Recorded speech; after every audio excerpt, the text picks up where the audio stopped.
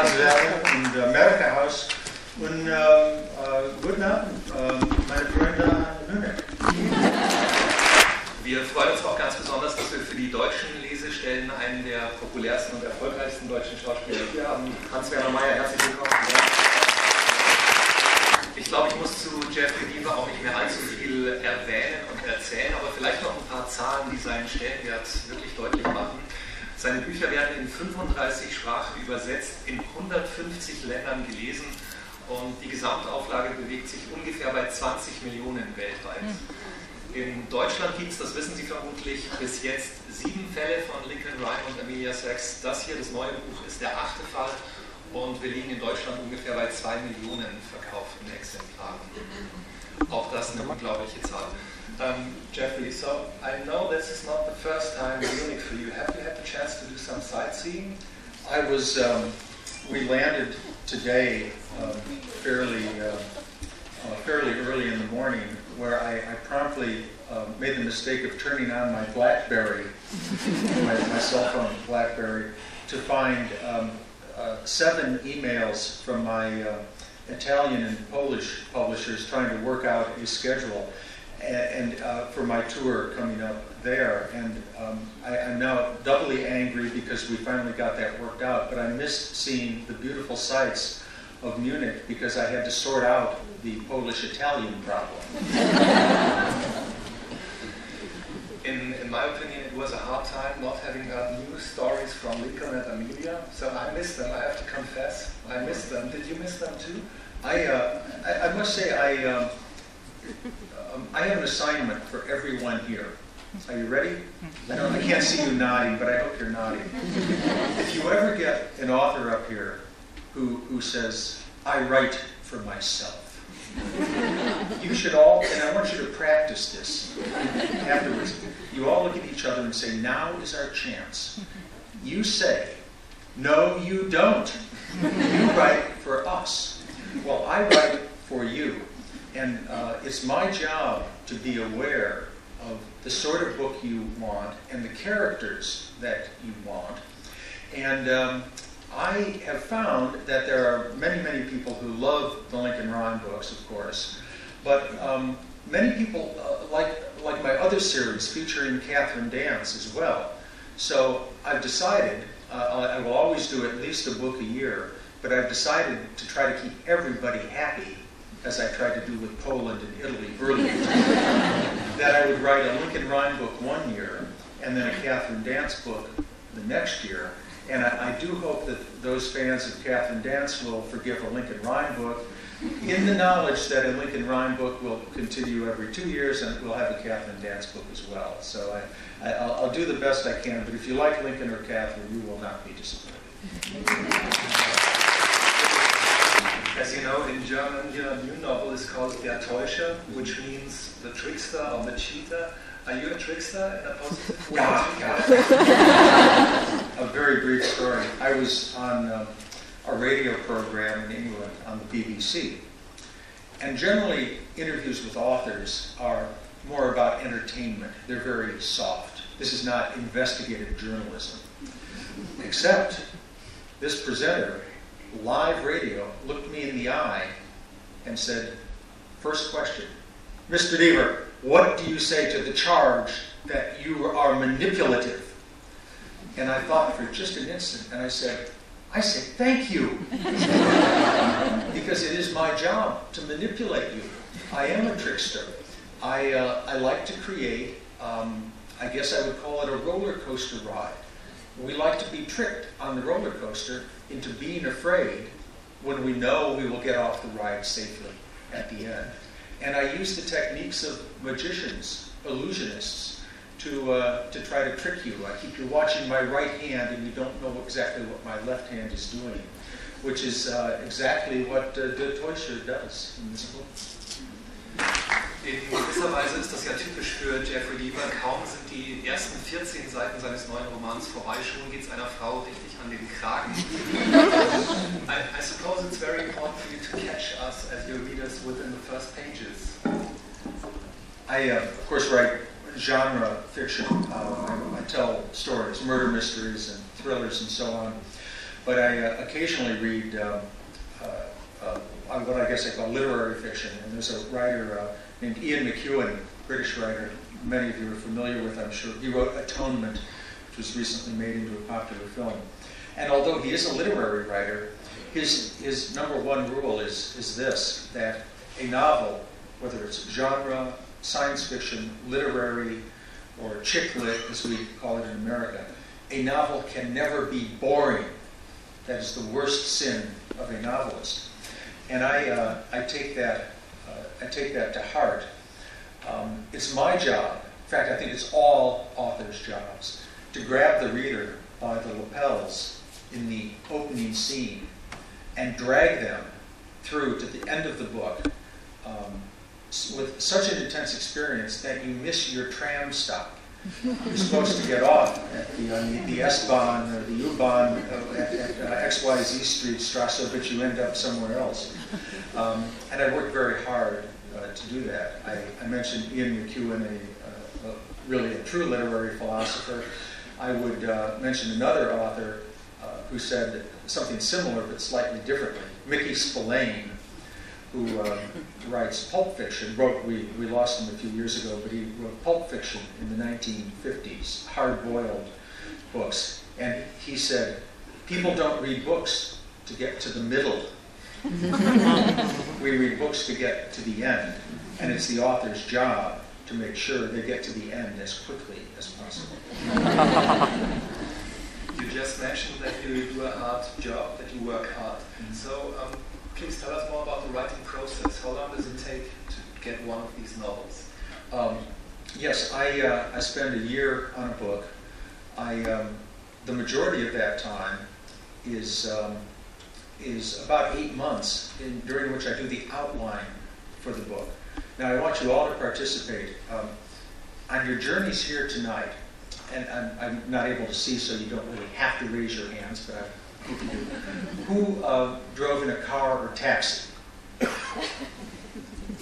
Who took public transportation in the sense of the S-Bahn, the U-Bahn, the train, something like that? A number of other people. Presumably a few of you walked. But those of you who took a mechanical conveyance, would you get into a car or an airplane or a tram that had not been designed with blueprints or an engineering program? No, of course not. Why should an author be any less diligent in constructing his or her product?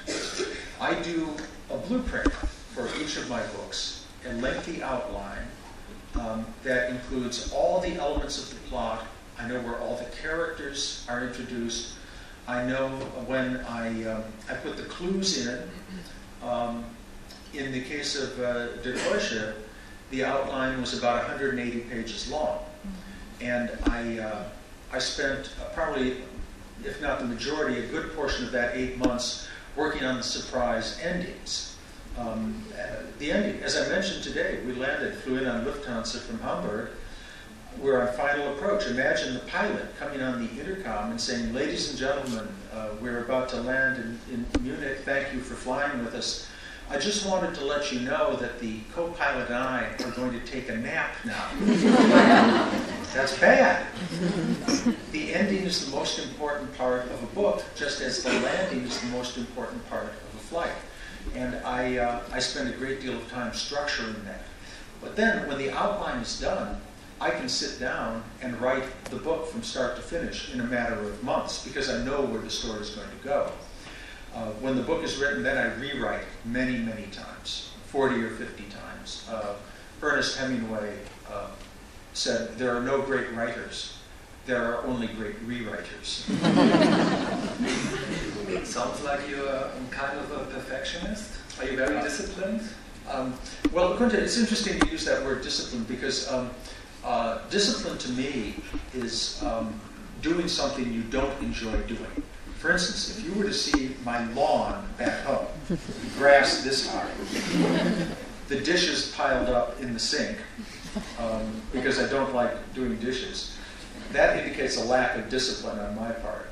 But writing, I'm very blessed in that I do enjoy the act of writing, the act of coming to meet my fans. So if writing required discipline, I would probably be having a different career. So, thank you very much for now. Also, plötzlich ist ein Verwandter von Lincoln Rhyme mittendrin in den Ermittlungen. Das passiert sehr, sehr selten, wenn Sie die Romane von Jeffrey Deaver kennen, dass wir was aus der Vergangenheit, wirklich aus dem Privatleben von Lincoln erfahren. It happens not very often that you write about the history, the past, the teen years, the childhood of Lincoln. Why did you decide to do it this time? Well, once again, I write for you, and I listen to all my email and listen to people who come to my events. And there's been an expressed desire to learn a little bit more about Lincoln.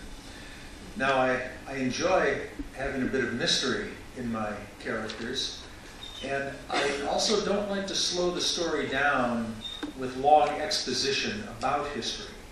So I came up with the idea of incorporating a subplot in Der Täuscher involving a big mystery about Lincoln's past that is finally, after all these years, revealed. So we not only learn about his history, but we have this very dramatic and, in a way, heart-wrenching scene going back to his youth that has yet to play out, which it finally does in this book. But of course, since I'm a suspense writer, I can't say anything more. I have to leave you in suspense. Es gibt noch was Neues, einen neuen Rollstuhl. Das ist ja durchaus auch was Bemerkenswertes. There's a new wheelchair Lincoln has got. And am I right that this is the same color, the red color, it fits with the car of Amelia Sachs? Yeah. Those of you who, undoubtedly, some of you are not familiar with the stories. I know most of you are, but just a bit of background. Lincoln Rhyme, my forensic scientist hero, was introduced in The Bone Collector, and he is a quadriplegic. He's paralyzed from the neck down. He's a Sherlock Holmes sort of person. Obviously, the books take place in modern day, but he's a forensic scientist. And Amelia Sachs, a former fashion model, is someone who is a policewoman, and she serves as his eyes and ears and legs at the crime scene. She also likes to shoot, and she likes to drive fast cars. So we see a bit of a traditional reversal there. Lincoln is the intellectual one who stays at home, and Amelia is the one who goes out and shoots people. So we see that they fill in the gaps in each other's lives. But they also are in love. And I have to be very careful when I describe their relationship, not because of his disability at all, but because what's the worst possible thing in a series book that involves a man and a woman that can happen? No, not a terrible serial killer or a terrorist attack. They get married. We can't have that. But I'm really disappointed. Don't worry. Amelia is still available. But clearly they have a very good relationship, and I manifest that in various ways, such as the affection is shown through his vehicle and her vehicle, little touches like that, and what he thinks about her, the fact that they never call each other by their first name. He's Rhyme and she's Sachs, a sign of a different sort, and yet perhaps a deeper affection than we often see in the traditional Hollywood film, in which the relationships tend to be a bit, shall we say, gratuitous and superficial. So let's talk about Arthur Rhyme, the cousin. The thing that happens to him, is this something that can happen to all of us? Yes, as you probably gathered a bit from Hans Venner's reading, he has been accused of a crime. Arthur's been accused of a crime. And the crime came about in a very curious way. And I will mention briefly the theme of Der Täuscher. And about 4 years ago, I was the victim of identity theft. It was ultimately, it turned out to be not very serious. I was not out of pocket much money, but it took me 2 years to reestablish my credit. Now, I had never missed bill payments. I owned a house. I had money in the bank. That didn't matter to the computers and the banks. I was a credit risk. It took me 2 years to sort that out. Of course, being the trickster that I am, I thought, I'll use this. I'll manipulate the situation. And I took that as the idea for my book, in which someone uses identity theft in a way that is considerably darker and more insidious than stealing credit card purchases and getting money out of a bancomat machine. Wir lernen in dem neuen Roman von Jeffrey Deaver Mr. X kennen. Lincoln nennt ihn 522. Das ist der Mann, der Daten sammelt, der den Identitätsklau oder den Diebstahl wirklich vollzieht. Und er weiß, was die Opfer von ihm machen. Also er organisiert alles, er recherchiert alles, er weiß, welche Unterwäsche sie tragen, er weiß, welche Hobbys sie haben. Und Lincoln sagt eben immer, das ist 522. Why all these numbers? In America, we are subject to something called the Social Security laws. I'm sure you're very familiar with this. You probably have something similar here in Germany. And nowadays, basically every child who's born is assigned a number that in which an account is opened in the government. And as soon as that child starts making money, a certain percentage of that goes into their retirement fund. Well, it was determined probably 30 or 40 years ago that this number, which is yours for life, is also a very convenient way to identify you for purposes other than your government retirement plan. And nowadays, since the American government is bankrupt, basically, we don't even need to bother about our retirement funds. What the number does, though, is provide a shorthand so that banks can look to see if we have good credit. Insurance companies can look to see if we have made claims before. Doctors can look us up according to that number and see if we have faked an illness of some sort, or if we have had medical treatment and then failed to pay the doctor.